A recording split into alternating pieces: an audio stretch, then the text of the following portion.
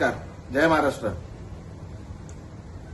जो प्रकार माझ्यात आणि पत्रकारांमध्ये हा झालेला आहे त्याच्यासाठी मी मनापासून दिलगिरी व्यक्त करतो आणि हा प्रकार का घडला हे जरा आपल्याला सांगू इच्छितो. ज्या दिवसापासून मी शिवसेनेत प्रवेश केलाय त्या दिवसापासून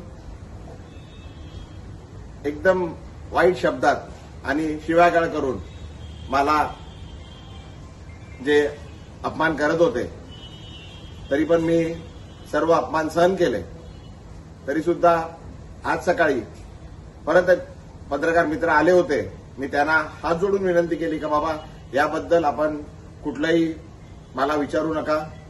जे मला काय बोलायचं होतं ते मी सर्व बोलून झालेलं आहे. आता कृपा करून काय बोलू नका.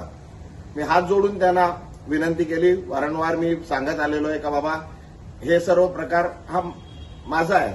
मला आपण जे शिव्या देतात आहे ठीक आहे, पण माझ्या परिवाराला, माझ्या मुलीला, माझ्या पत्नीला, माझ्या वडिलांना, माझ्या परिवाराला आपण जे वाईट बोलताय, शिव्या देतात आहे त्यापासून त्यांना जरा लांब ठेवा असं मी त्यांना वारंवार विनंती करत आलोय.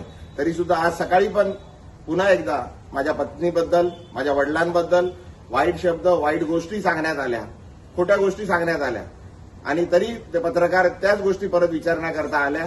माझ्याकडून त्यांना विनंती करण्यात आली पण त्यांनी न थांबता ते चालू राहिलं. त्याच्यात जरा वाद जरा जास्त झाला.